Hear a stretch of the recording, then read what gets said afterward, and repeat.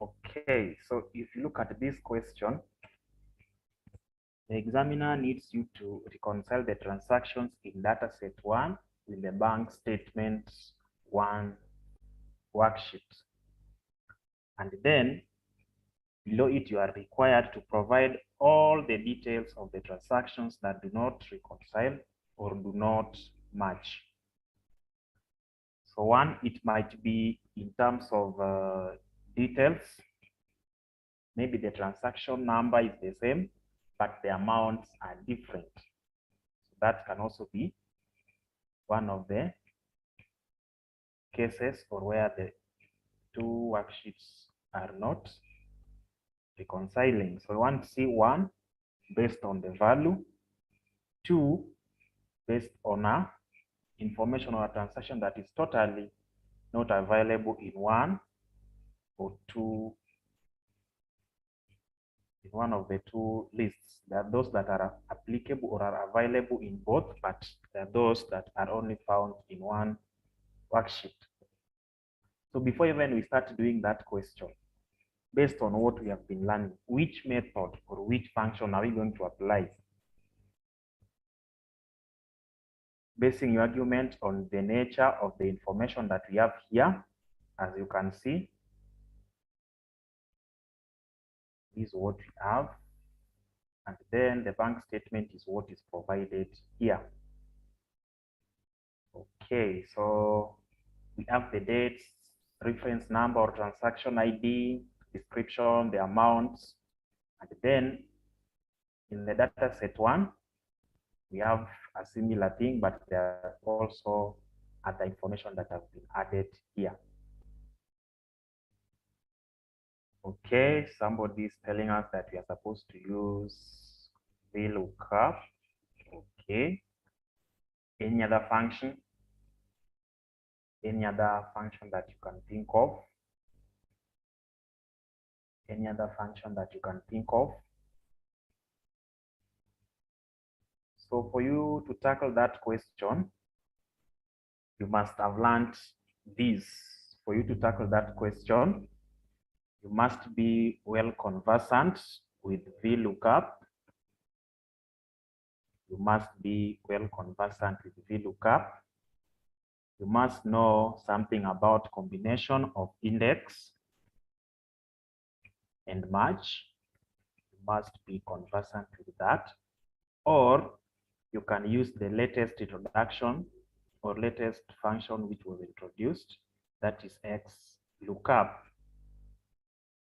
XLOOKUP will also help you to solve that. So it is upon you to decide on the function that will serve you best. If you go to XLOOKUP, we'll reduce a lot of things because it is the latest introduction which eliminates all the long procedures covered when you are working with VLOOKUP and even index and match. And when I mention index and match, you cannot work it out using index alone. Remember, index identifies the specific item, while match now tells us the position of that item. So we have to combine both index and match to do that, or to compare the two lists. So because index and match is giving you a lot of procedures, let's retain these two to solve that question, keeping in mind that you'll be also competing with time. So let's see how we are going to apply the lookup. For the XLOOKUP, I know most of you do not have the latest version, the 365 version, which you are supposed to get those applications there. So I will also eliminate XLOOKUP for the benefit of all of you. We are going to use the VLOOKUP. So let's now study these two lists. And remember, if you are going to use VLOOKUP, we must have what we call an identity key. What do we have that is found in list A, that is dataset 1, and bank statement 1, which we can use to compare these items. Yes, that's good. I can see somebody was really understanding this concept. So we are going to identify the identity key, for which in this case, Gladys is telling us that the identity key is the transaction ID. If she looks at the date, we are able to see 1st of May 2021, repeated year more than once. If you look at the transaction ID, it is unique. If you look at the description here, they are uniform all through. So that one cannot be our identity key. Amount here different, but some are also the same. If you look at external ID, it can be a good thing or it can be used as an identity key. But the problem is if we now move to the next worksheet, we don't have that option of external ID. We only have reference number, which is the same as ID, or transaction ID. Please just use it so that we see how we use it XLOOKUP. Okay, you will see that, but let's now focus on what all of you have, such that they don't now get worried of we covering things that they don't own. So having identified that, somebody has told us that we are going to use transaction ID. So transaction ID is found in dataset 1. That's where we have our transaction ID.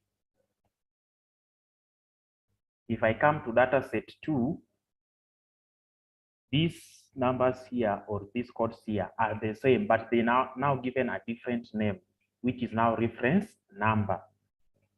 So the transaction ID and reference number represents the same thing in these informations. And therefore, we are going to apply this as our identity key using VLOOKUP to reconcile these lists. So one, these lists can be different. The difference can be caused or may be caused by one,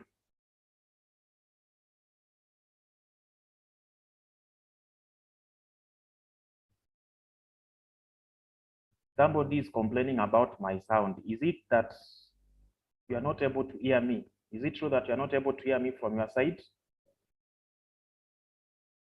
Is it true that you are not able to hear me from your side?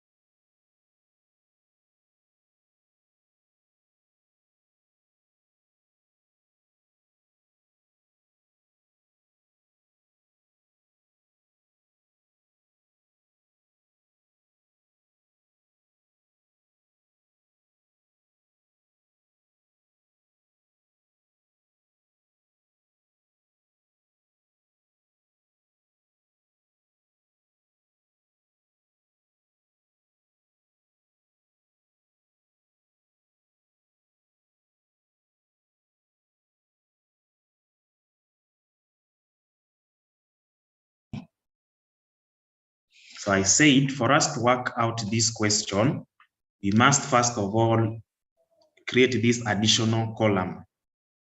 This additional column, we are going to use the name of the other worksheet for us not to get confused in the process. Remember, so when we are at the bank statement 1, we are comparing it with the data set 1. We are comparing it with data set 1. We are comparing it with data set 1. And then if we now move to data set 1, we are going to compare it with the bank statement 1. So we have to create an additional, column. So this one here might be the way you prefer. You can create it here, or you can just create an additional column here adjacent to the amounts, and then you now bring it there. You just compare them first before you do any other thing. So let's create an additional column immediately after amount. How do we do it? Just place your cursor in the external ID, hold Control Shift together, then you do your plus to have the additional column. So what is the name of this additional column? We are going to call it bank statement 1.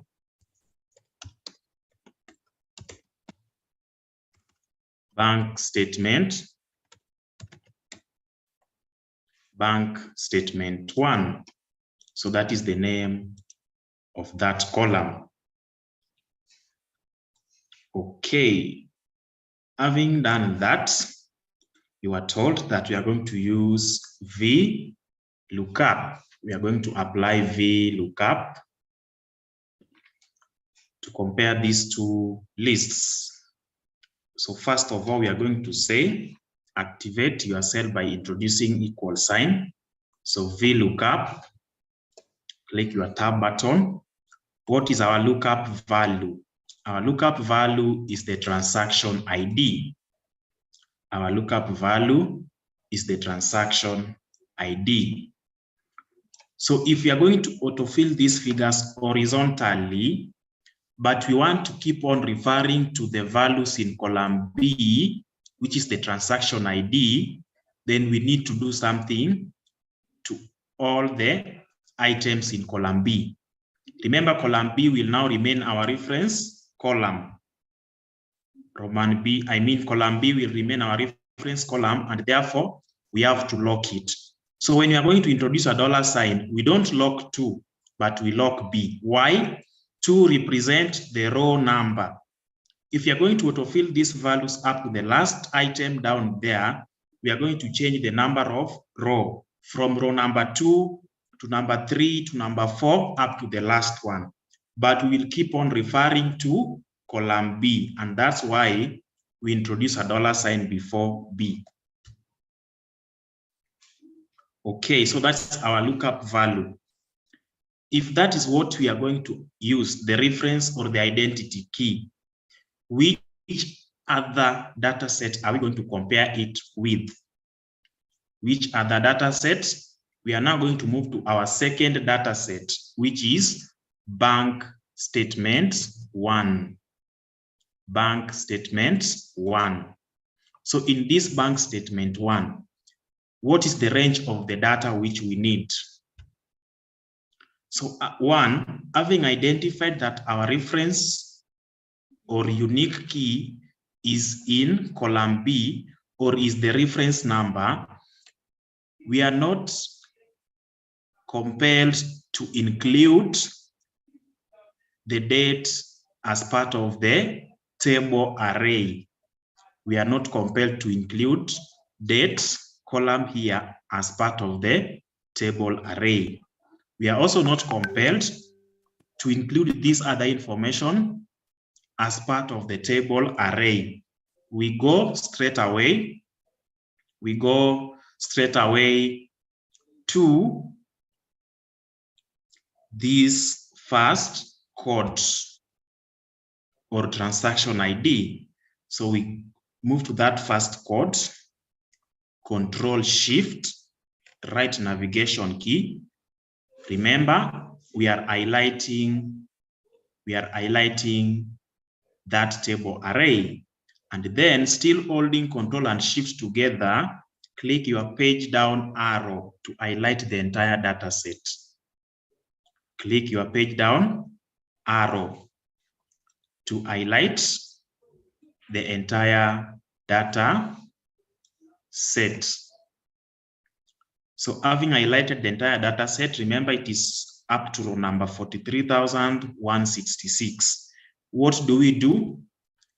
Our data set will not change. Our table array will not change. So what do we do to our table array? It must be fully $referenced. So we all dial F4. We dial F4 to fully $reference our table array. So that's what we do to our table array. Having picked that table array, which is there in our bank statement 1, what do we want it to return to us? What do we want it to return to us? 1, we want it to return to us the amount column. We want it to return to us the amount column. So what is the column index number of amount column within this table array? Within this table array in the bank statement worksheet. So let's just come here and look at it. So let's just come here and look at it. Let me show you that. Just a minute. So this is our table array. Remember, it is B7 here up to D. So it is only covering column B, C, and D. So if our table array is within this range and we want it to return to us the amount or the amounts, that is the figures in column D, what are we going to indicate as our column index number? What are we going to indicate as our column index number?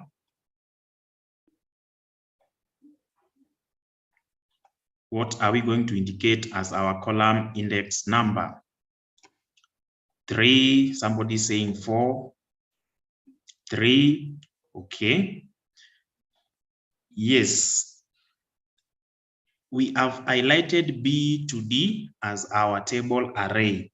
So this one here is the transaction code in column index number 1 within the range, column index number 2, and then column index number 3. That is what we want it to return to us. And as you can see, for some people, you already have this in your formula, but this one here is pointing the worksheet which is currently active. So do away with this. Do away with that name. Immediately after your table array, the column index number should be 3. The column index number should be 3. And then you say comma. So do we need an approximate match or an exact match? We need an exact match. We need an exact match. And therefore, we are going to have false or 0 to represent the exact match. And then you close your bracket. So let's enter and see. Let's enter and see. So it is returning to us. It is returning to us the value, which is confirming that those transaction codes are the same. But are these values really the same all through? We'll know that in the process. So just place your cursor there at the bottom right corner, double tap to get all the values filled, to get all the values filled to the last part. So what we have done, we've now reconciled or compared the values in our bank statements and also with those values in data set 1. That's what we have done. I'm getting reference error. Yes, the reference error is about this. Remember, immediately after your table array here, you are supposed to have column index. So check whatever is there. You are having another name of bank statement, then you have 3. This is what you have. This is what you have in your data. After table array, you have bank statement, then you indicated 3 here. Is that true?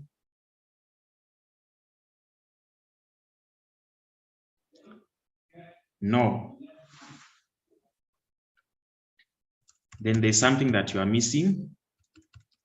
There's something that you are missing there. Okay, before we help those who are getting the errors, is there somebody who is able to get these values as they appear on my screen?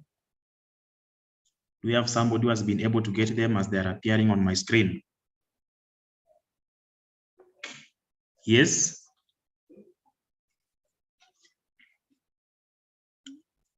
Okay. Only one person, 2. Thank you, Purity. Martin, that's good. Janet has also been able to do the same. Okay. Let me redo that. Let me redo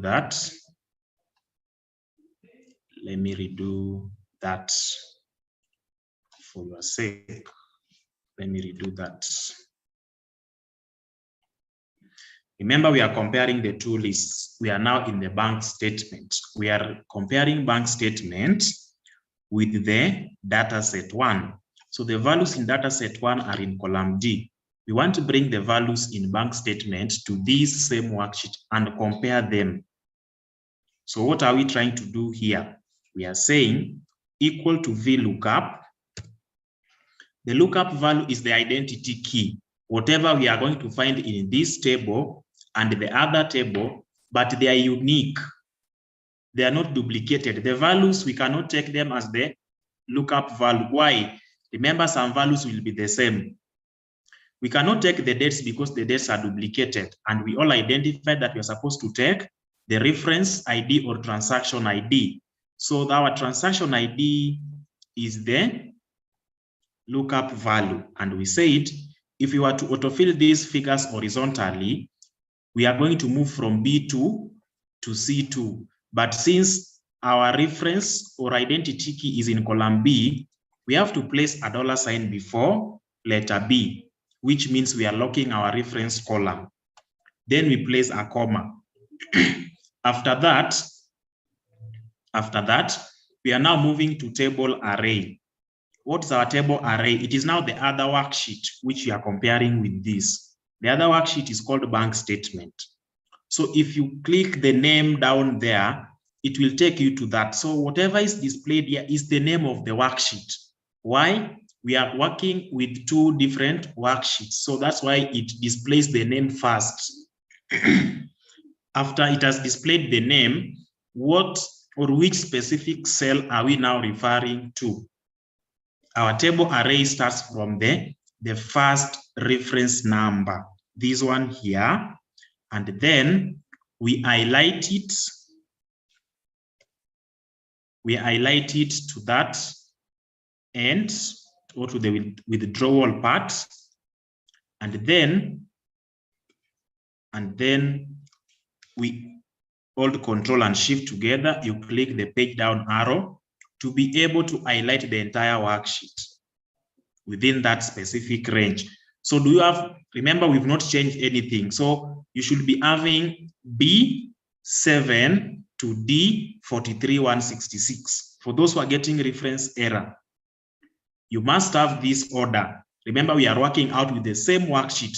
I shared with you the same worksheet and downloaded it from the group or from the class group there. So we must be having the same worksheet, the same order, the same pattern. Since this one is our table array, we have to lock it. We have to lock it. So we say F4 to fully lock that.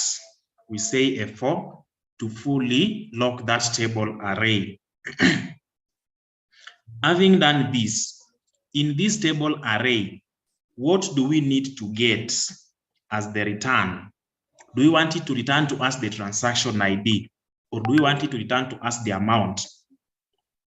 The examiner was very specific, said, compare these two lists and get us the differences, both the items that are missing in these two lists and also even difference in amounts. So because we want to also compare difference in amounts, let it return to us the amounts so that we can also compare these differences in the amounts. So we now come here and say, since our table array is from B to D, and we need D as the outcome, we have 1, 2, 3. That is the column index number. That is the column index number. Number 2, remember we are considering the transaction ID. So we need an exact match. Not something close to that. Not something far from that. We need an exact match. If it is not going to give us an exact match, we expect it to return to us an error. So we now have 0 for the exact match, or just go down there and once the false section appears in blue, click your tab button to bring false there. And then you enter. If you enter, you will be able to see this returned. So autofill it. Autofill that value. Autofill the values there. So we've now autofilled those values in that section. So just place your cursor there in any part of these two, hold Control and click the page down arrow to move to the last row of your data set. So remember, they did this intentionally. At the top there, all of them are equal, and at the bottom here, you can also see the values are resembling each other. But let's see what will happen. Just highlight the last two empty cells there, then you say alt equal, and then you say alt equal. So if you check these two values, we can see there's a difference. There's difference between these two lists, a difference of 19,000. A difference of 19,000. So as you can see, the values that are originally in this worksheet are more than those that are in this other worksheet by 19,000. So already we've identified the difference, but we now want to get that specific transaction which has got this difference. So what do we do? What do we do? Let me take you, let's undo that. So we've identified where the problem is, maybe in the first part. Let's now move to the top. So we've seen that there are some transactions here that are not in the bank statement.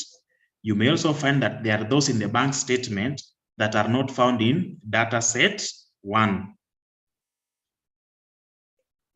Use if function. Okay, somebody saying we use if function. I will just tell you in 10 minutes time. I will tell you why if we use if function, we'll take almost the whole day here. But let's see. Let's see what we have in the bank statement. So in the bank statement, we now want to compare what we have in the bank statement with what is there in data set 1 using the same function. If you remove duplicates, remember these codes are unique all through. So if you remove duplicates, you are going to have 43,166 row. Conditional formatting, okay, that's good also. Conditional formatting, if you remain with unique, well and good, you will also get it. But I think you're going to apply the transaction ID column to identify the unique. And remember, those ones that are not unique or duplicate has got values that are different, though they have the same code. So that's another challenge. So let's go ahead and see. Equal VLOOKUP. What's our lookup value? It is this transaction. In column B, our reference column. So we have to place a $sign before letter B, comma. Our table array is the other table. So what is the other worksheet? It is now the data set 1. We only need to compare the transaction ID and the values. So we don't need this extra information. We only need it to give us, the amount. So we just come here, highlight it to the first part of our data. Highlight it to the first part of our data there. We only need the amounts, the original amounts and the transaction ID to be compared. So we highlight all of that and fully $reference it. So F4, comma. So within that range, B to D, what do we want it to return to us?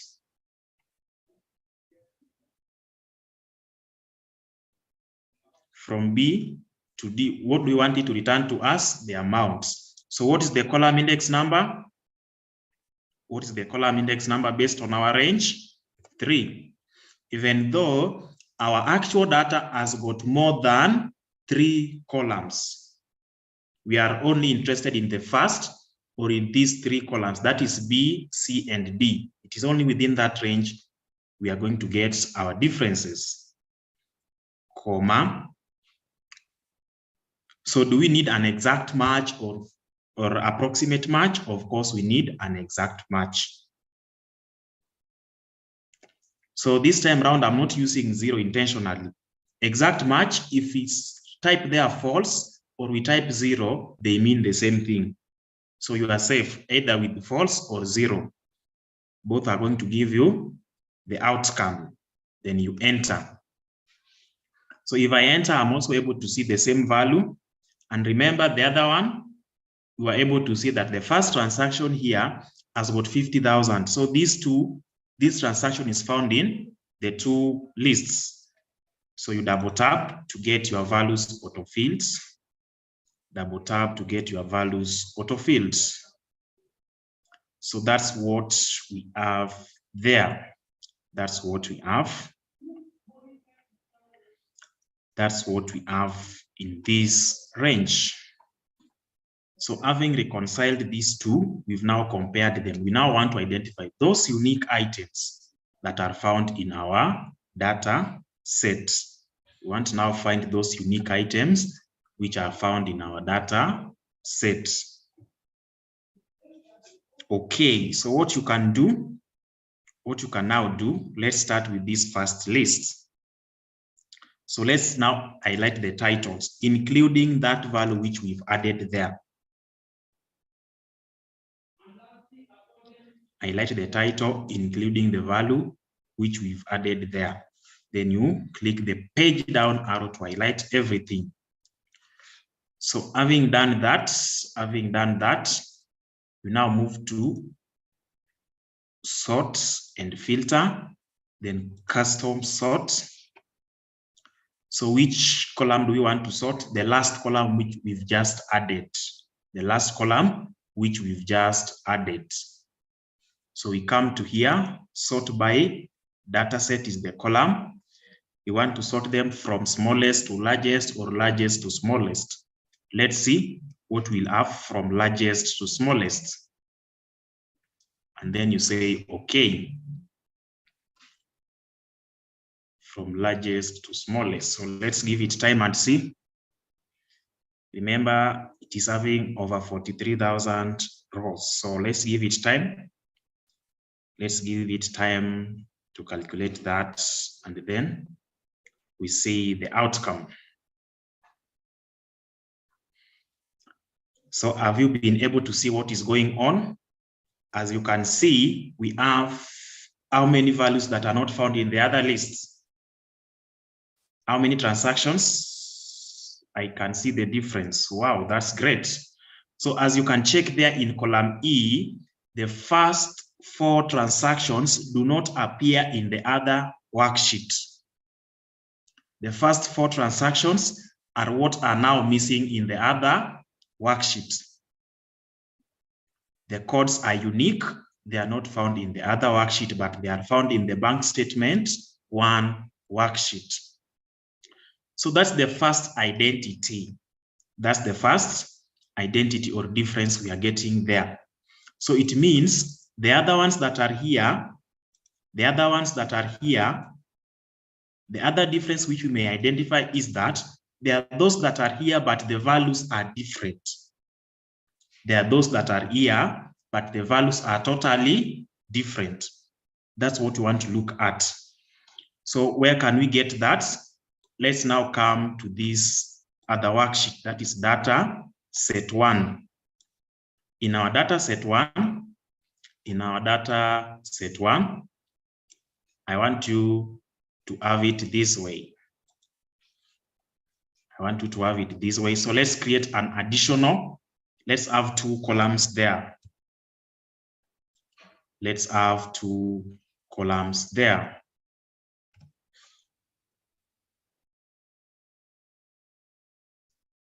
Let's have 2 columns there. So in the first column, here,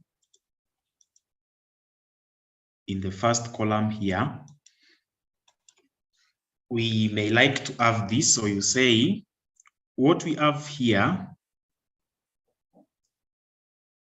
is equal to what we have here. Why are we having the first equal sign? Remember, any formula in Excel must start by using an equal sign. So the first equal sign is there as an activation of the cell. But the second one, we are trying to say that what we have in column D is equal to what we have in column E. So is that one true? It is telling us that it is true. So let's do it all through. Let us do it all through, and we see. So as you can see, it is telling us that most of them are equal, but there are some that are not equal. Remember the difference which you are getting? The 17, 19. So there's some values here that are not the same. That's what we want to identify. So how can we identify that? Since we know that these ones that are true are very many in number, and those ones that are not reconciling based on the amount are very few, we can sort them in this order. So let's have here, maybe comment, let's just have it that way. And then let's just, we can now highlight the entire data set. Remember, it will not change anything. Let's highlight our entire data set,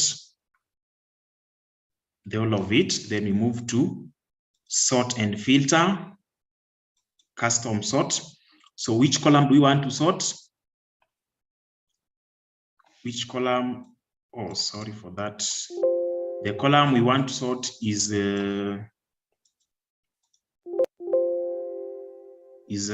this column here for the, that is column F, where we have the remarks. So come here and pick your column F.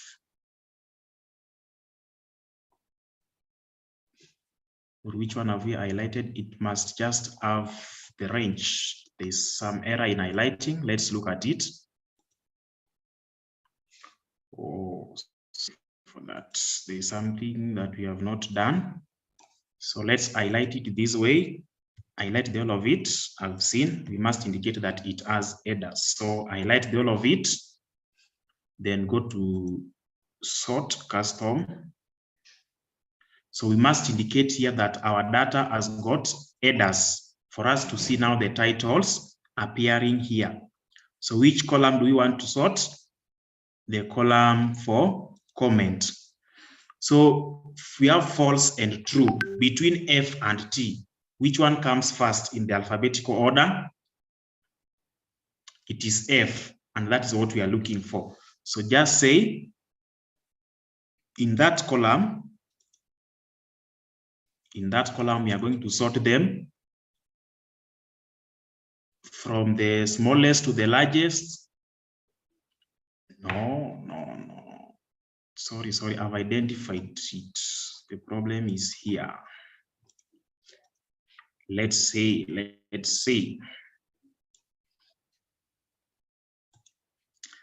We are dealing with values here, is it?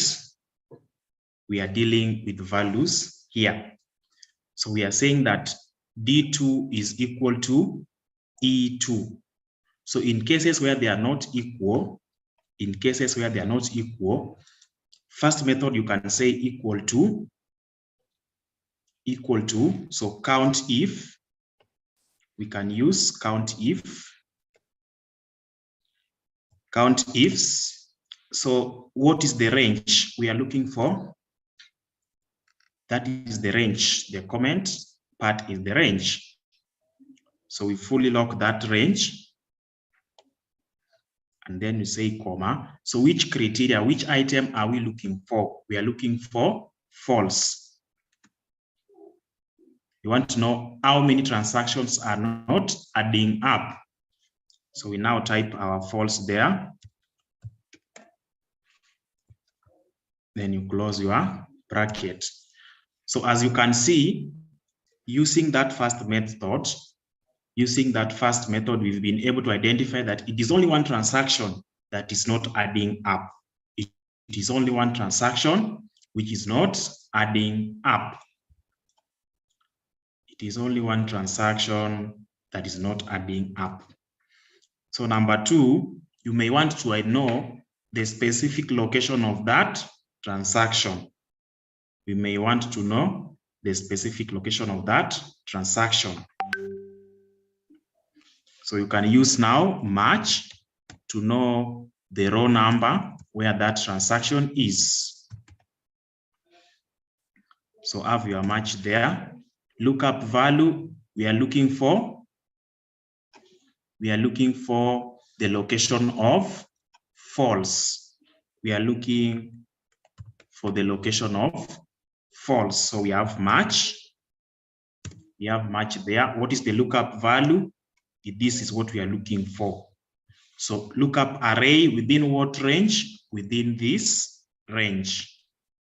We are looking for it within that range. And remember that is a range, so you should not forget at any given time, the moment you are dealing with range or array, it must be locked. What do we need? An exact match, because we've already known that we are looking for one specific item. So that item there is found in row number 40. So since row number 40 is just somewhere here, row number 40 is not far from here. So if you come here, row number 40 within this range, row number 40 within this range is somewhere here. Row number 40 is somewhere here. So as you can see, these transactions are not equal. If you compare the difference between 1910 and this, it is giving us what was not making these two lists to balance. That is method number one. You've identified that this one here is giving us that specific difference which you are getting when you subtracted the totals. That is a long route which we have used. Some of you might have been lost on the way. Let's do away with that long method. What you need to do, just say equal sign. take this first value minus the second value. We expect to get 0 all through if they are balancing, but if they are not, we are going to get some values. So let's see those values there. And then we now highlight the shortcuts. We highlight that range, the whole of it, move to sort, custom. It has got headers so that we can pick the title. We need comment. Put them from largest to smallest because these are the ones we expect them to reconcile. So we'll be having a lot of 0 values in that column. So let's now make it from largest to smallest. And then you say, okay. So give it time because of the nature of the data which we have. So without wasting time, we've been able to identify that transaction coming at the top. It is only this single transaction which was giving us the difference in the totals.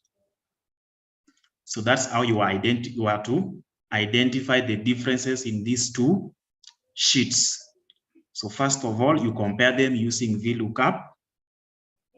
Having compared them using VLOOKUP, you compare their totals, which you identified that there are those that are totally here, but the values are different. So this one here was done intentionally.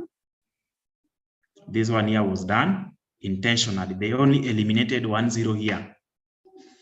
Number 2, when you now come to your bank statement, we've been able to identify that these 4 transactions are missing in the other list. So that question 1 is answered. That question 1 is answered. Do I have any question from you? Do I have any question from you?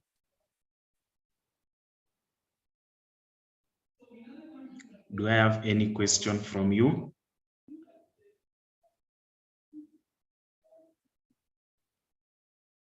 Do I have any question from you? Let me check. Yes, floating. Give us a minute. We try. Okay. Can I share? Wow.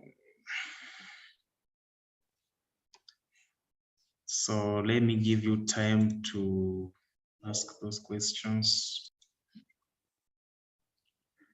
So if you now move to question 2, question 2 to 5, use data set 2. So we are now going to use this data set here.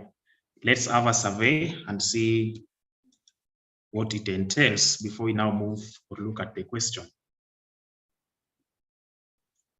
So this is what we have. This is what we have. This is what we have. Somebody has a question? Okay, so this is what we have. This is what we have. This is what we have. I believe this other part, you don't have this other part. This is what you have in your data set. So it is as simple as it looks. We have date, day, price. Then we have the volume amount, the prices.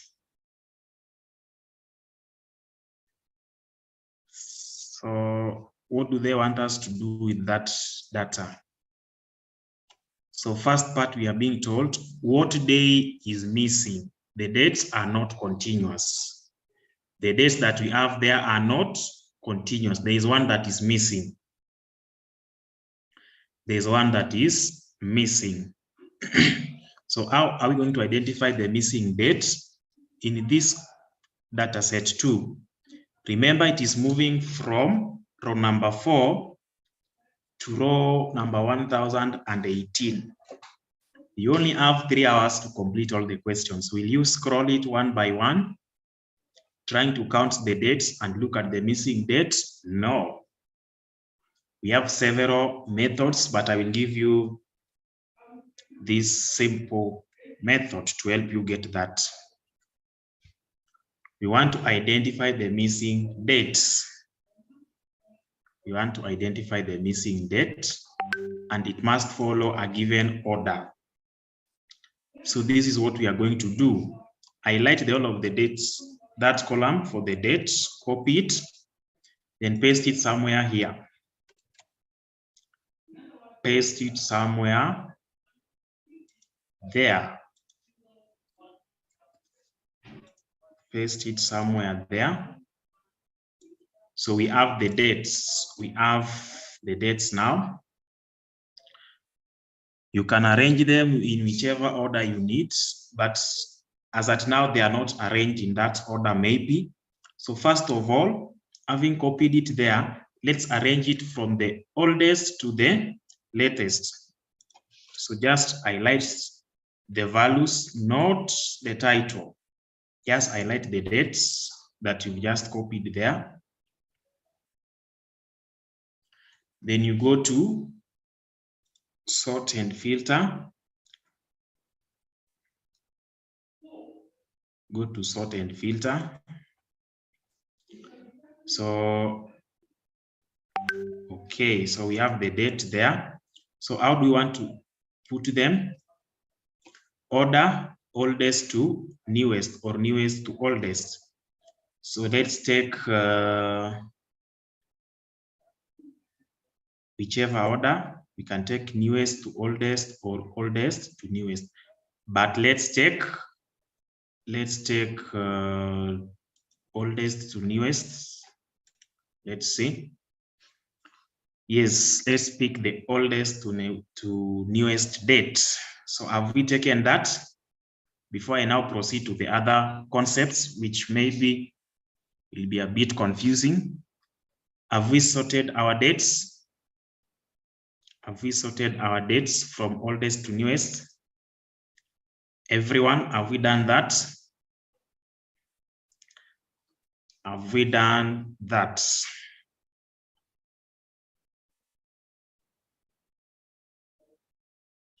Okay, so having done that, remember these dates are following each other. So the interval between them will always be 1. The interval between them will be 1. So we want to identify that missing date. We want to identify that missing date.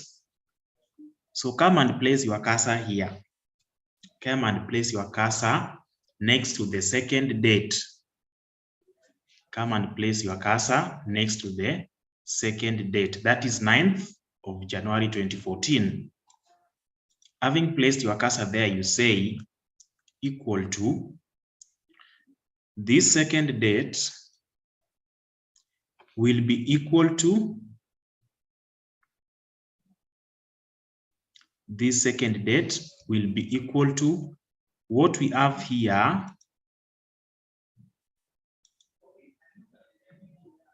This second date will be equal to what we have there plus 1. So G5 will be equal to G4 plus 1. We expect it to return to us either true or false.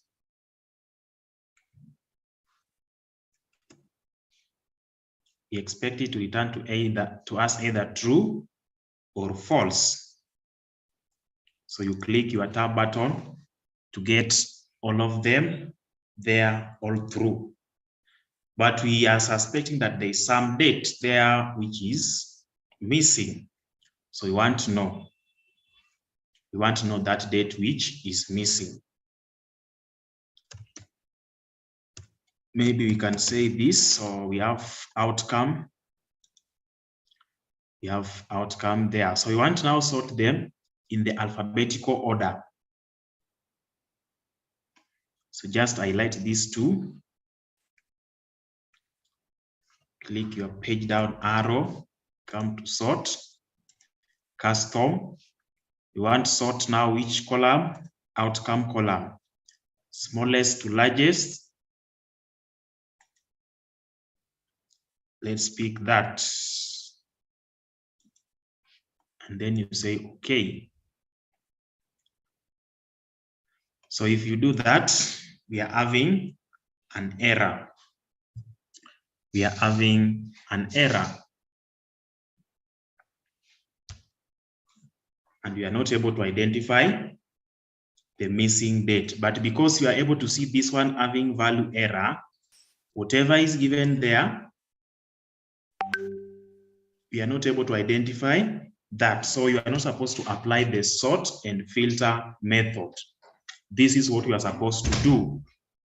This is what, so undo that procedure and see, mark that point where we cannot use filter to help us identify the missing value. So what we have done here, we are saying that the second date here is equal to the first date plus 1. So the one that is missing will return to us false value. The one that is missing will return to us the false value. So how do we find that false value? Based on the row number. So what you do is to, remember we are trying to locate where false is, and we'll be able to identify that date. So come here and say, let's make it somewhere. Let's just have it there. So we say, we want to use match to locate the row number where false is. So you say equal to match. Lookup value, we are finding, or we are trying to locate match, comma. Lookup array, we are locating false within which range? Within this range of the outcomes. So that's where we are trying to locate a false outcome, comma, and we need an exact match, nothing else. So we are told that there's some dates here, or there's an outcome of false, which is found in which row number? Row number 351. So as you saw it in the other question, I was trying to scroll and locate where we have 351. No, I will take a lot of time because this row is now far much away that I cannot easily identify it within this range. So what am I going to do? Let's now use this trick. Equal to sequence, row number, we want 351 rows filled there, and then you enter. So it has filled it up to row number 351. So just click your tab button to take you to the last part, and you will be able to see the false which we were trying to locate here. So if you check here, from 23rd, we go to 24th, and we expect it to move to 25th. Instead, it is showing us 26th. Why not go to find? It's easy. Okay. Remember, we are learning how many concepts? Not just one. Forget about the short one of go to find. It is easy. Okay. That one is also there. But I want us to see how we can apply this also to help us get the same. So as you can see, we've been able to identify where we have 24 and 26. 25 is missing. Is that so? 25 is missing. So we've identified the missing date in that data set. So that's what you're expected to give here. That is what you're expected to give here. It is 25th of December 2014. So whatever is missing there is 25th of December 2014. That is what was missing in that data set. I don't have sequence. Wow. If you don't have sequence, then your Excel is letting you down. Which version is that? Is it 2010, 16, or 19?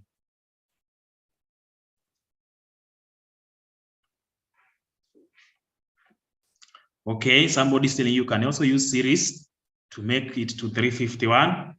Then you get that. Yes. Okay, so that's the first part. Of course, you can also use find. You can also use find. So that's another way of identifying that. So I want you to use that find at your free time. Try to learn on how to use find to get the same thing. Try to use find function to get the same thing, so that maybe when we are meeting tomorrow, we will see what you are able to do. So the next thing you are told, what is the total volume and average price for all Mondays? Thank you, Everastus. Even before moving forward, he has been able to identify the formula which we need to get. The moment you see you are expected to get total and you are given conditions, we cannot use sum function. We cannot use count ifs, because count ifs only gives us the frequency. How many times is that number appearing there or that item? And then we cannot use if function, because if function does not deal with values. It only returns what you need, but it does not give you the values unless what you are referring to involves values. So we are going to use some ifs function. We have two conditions, the total volume and average price for all Mondays. So we first of all get total volume and average price. So total volume, and then we are going to have average price. And we are going to have just one-time formula to help us get that. So let's come to this data set and see. So we've already identified that. We can do away with those. Let's now come here. So if you check here, the days of the week which we have been given are not given in full. We have them in short forms. So if you just try to refer to Monday as a whole word there, you will not get the answer. That's number one. So if you want to get now the total volume for all Mondays, irrespective of the date, so long as it is Monday, come to your question 2. Total volume, you will say equal to sum ifs. So what is the sum range? You now come to your data set 2. My sum range is the volume column. And since it is a range, I must fully $reference it, comma, criteria range 1. I'm told that I must give them, but those ones that are falling on Monday. So I must come here and highlight the criteria range 1. I must highlight the criteria range 1. So that is where I have my criteria range 1 fully locked. Fully locked. Fully locked. Sorry, let me have this one here. It is including the title, which it should not. So having picked that criteria range 1, which specific item do I need? I need Mondays. And in this order, I can see that Monday is just MON. So 1, I can type it in a given cell and refer to it, or introduce it here. Introduce it here, and remember, since it is not a number, that's a word, it's a special character which must just be inserted using quotation marks. So if I enter, I'm having an error. If I enter it, I'm having an error. So what could be the error? Maybe my word there, Monday, has got an error there. So let's see if we just type it here and refer to it, but I believe there is a problem with it. So let's see. Criteria 1 will be this. It is still having an error, so we made a mistake here. Let's come and check. Type Monday. So let's see. Let's see what we have here. So such kind of things, if you find that as a challenge, just say control copy.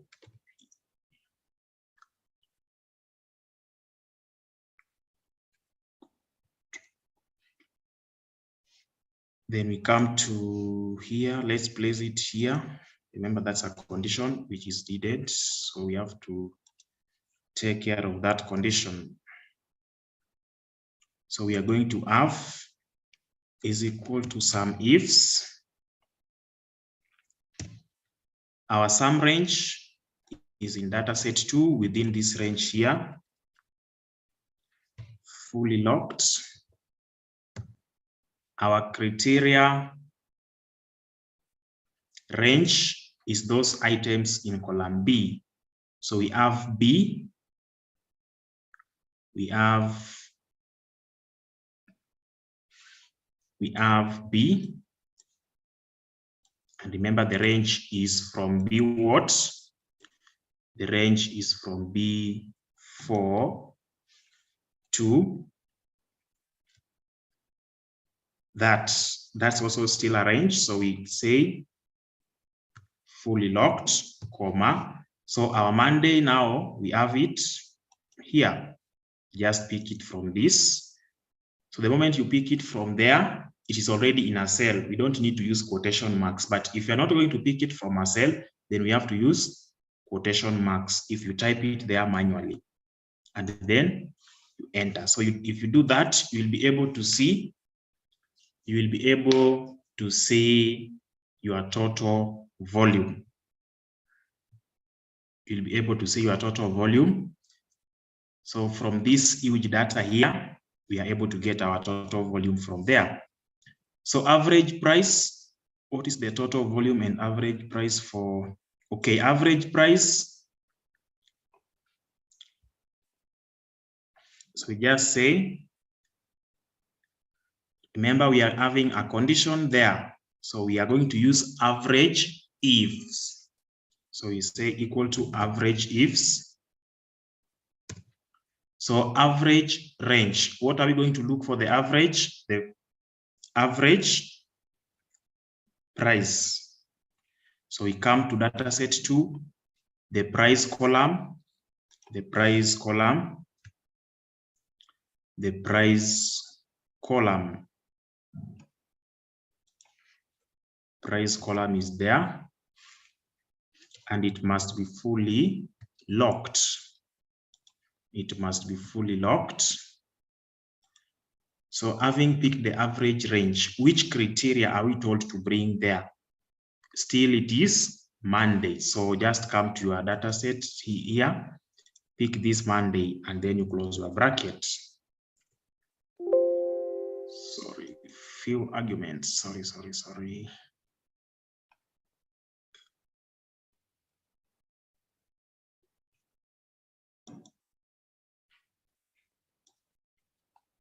We are picking that specific item. So let's pick Monday.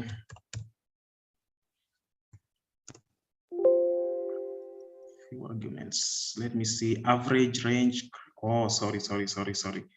So we have not picked the range. We have not picked the range of that item. Sorry for that. Sorry for that. So equal to average range. So average ifs. What do we want to get the average for? It is the price. That is what we want to get the average for.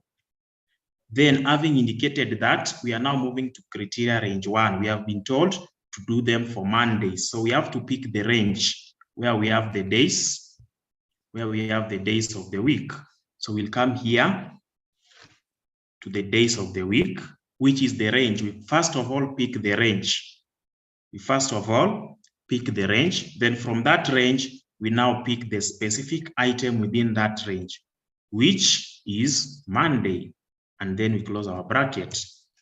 So if you enter, you'll be able to get the average there. Number 4, what is the average volume for the month of June 2016? So the average volume, it must be for a given month. But our data set has got no month column. So what are we going to do? We have to create that. We have to create the month column. So which function are we going to use to get the months, either in words or in figures? Can conditional formatting do that? You can even use pivot table to do that. You can even use pivot table to do that. But you just imagine on the procedure you will be following to create the pivot table for just getting that. So we use month function to get it in figures, or you can use the text function to get in words. So what is the value? This is the value. And we get it in words. So these are some of the things that we learned the other time. So having done that, we are expected to get for the month of June, the average volume for the month of June. So we just come here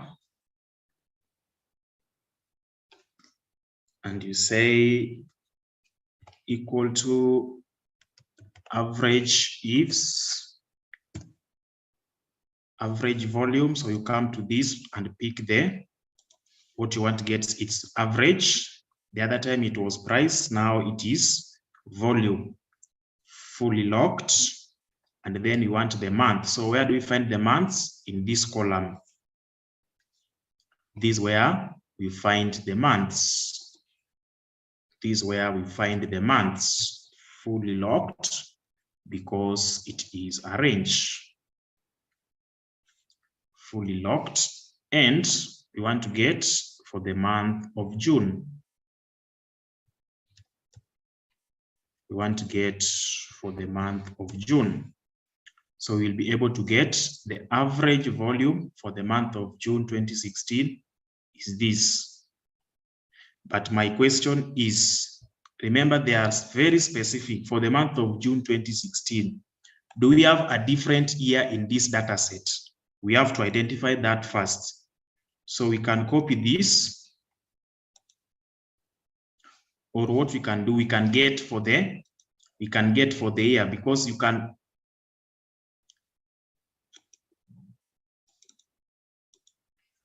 assume that all of them are for the year 2016, yet there are also other years there. So we have to get the year.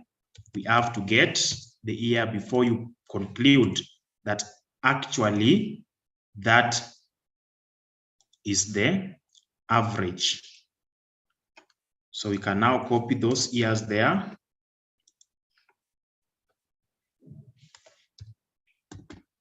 Copy those years there. And then we remove duplicates.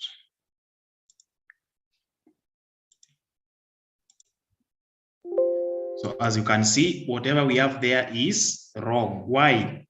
They want us to get for 2016 alone. So we have to introduce another column, which we've just introduced for the year. Whatever is needed is for 2016. So you must come to this, your answer here, and continue adding the conditions. Our condition number 2 is the year. So I must come to this data set, get the year range, and within that year range, I want to get 2016. So 2016 is a number. I just type it there and I will get my answer returned. So this is the correct value.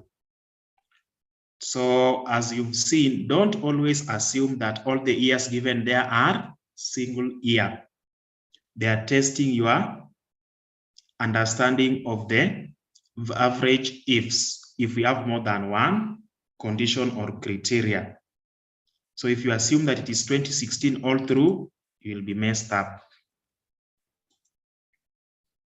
So that's what you are supposed to do for that part. Lower price, higher price.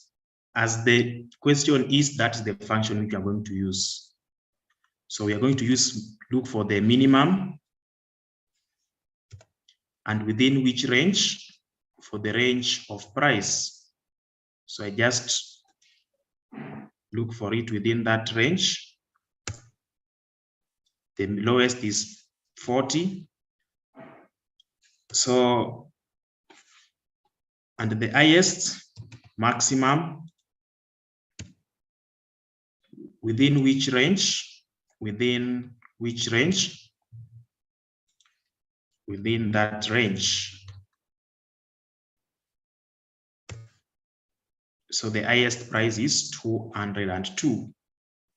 So that's what we're supposed to do in question 2. That's what we're supposed to do in question 2.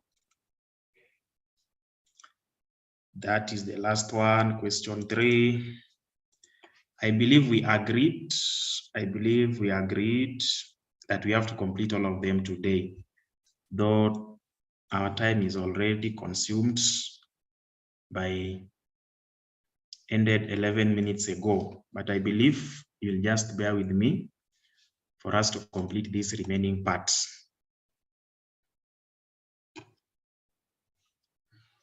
So you are told, use the exchange rates to convert the amounts in dataset 1 to US dollars. Then provide the total USD amounts for all transactions.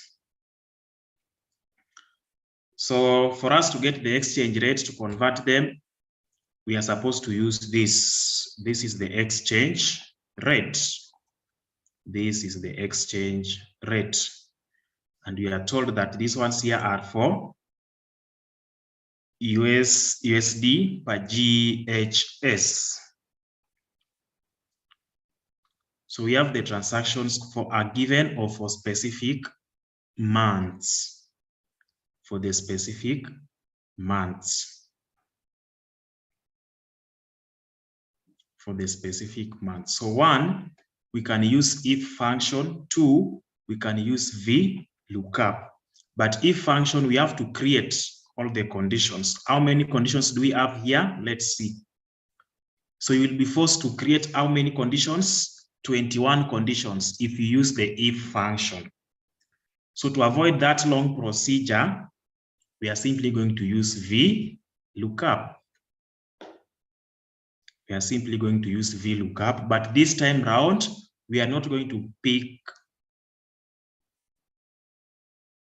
We can either pick exact match or false, but we have to pick exact because all these are within a specific. This one here will help us to identify them. So the dataset 1 which they are referring to is this. The dataset 1 which they are referring to is this one here. And what we are expected to get is just to convert these values. So we can have the all of it maybe transferred to, let's copy it and bring it to sheet number 3 here. Let's bring it to sheet number 3. So we are expected to get it to,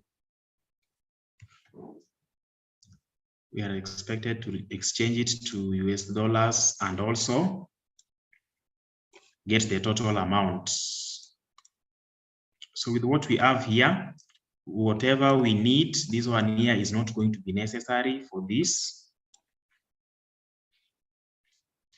What we have there is not going to be necessary for that. So we want to convert these to USD. So first of all, we must bring the exchange. We must bring the exchange rate.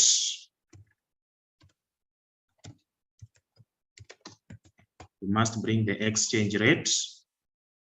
How will we refer to that exchange rate? Now, I want us to understand this, how VLOOKUP is very simple to use. In this data set and the exchange rate worksheet, which item are you going to, or which item are you able to see in both the two lists? Which item are you seeing to be a common identity in the two lists? we have date as a common identity. So if you've been able to identify that we have the dates, let's now look at it, that this is what we have. So this is the data set which we have. This is the data set which we have. So it depends on the month. It depends on the date of the month. And that's why even here, they are giving us that order of the months. So we are going to use VLOOKUP to help us bring these exchange rates to the other worksheet. So come to your question 3 part. We want to bring the exchange rate. So we'll say equal to VLOOKUP. What are we looking up now? It is the date. And then we will keep on referring to column A. So just ensure that that A is locked, comma. Our table array is the exchange rate table or worksheet. So our table array is the exchange, and then we highlight. We are not interested in the title. We only need those. We highlight it that way. We have to fully lock it. We don't want to move away from it, comma. Which column index number do we need it to return to us? The exchange rates, not the date. So the number, column index number, somebody to help us identify that. It is column B, which is number 2. Which is number 2, comma. Do we need approximate or an exact match? We need an exact match. So we either take 0 or false. So having done that, we have been able to bring in the exchange rates, not looking at them one by one, but we've brought in our exchange rates. You now autofill it all through. So we are now converting it.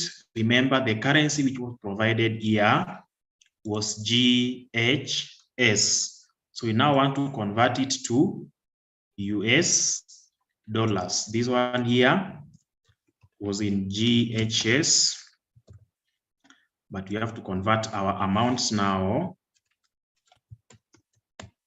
Amount to USD. That's what we need to do. So how will we do that? Let's see. The exchange was for every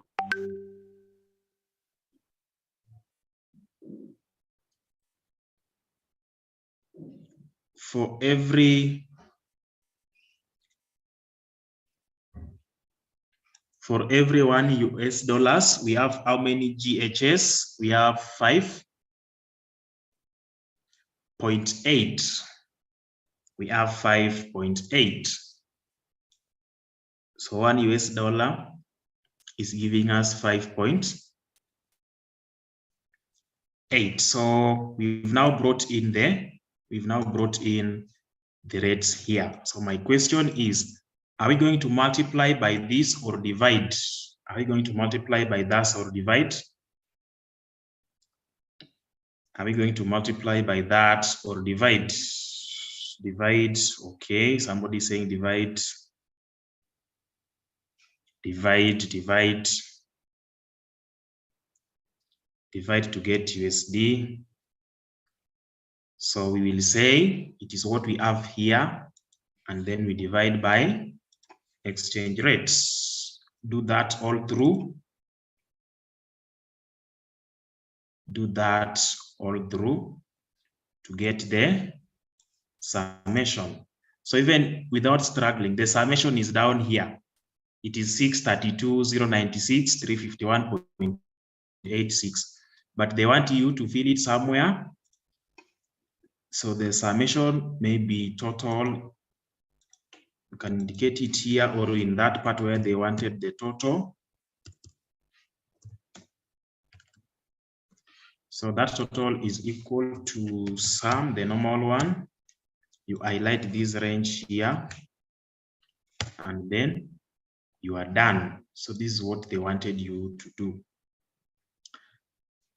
So that's all which was needed of you to do in that question. Remember, those people were basically concentrated on how to use VLOOKUP. So try to understand. I believe index and match will also be part of your exams. So get equipped with that concept. Pivot tables is not a question. That one is compulsory. You have to use it. Okay, this one here, I will share with you right away. So that's what we were supposed to cover, unless there's a question and the other person wanted to get clarification on something. You are 5 minutes.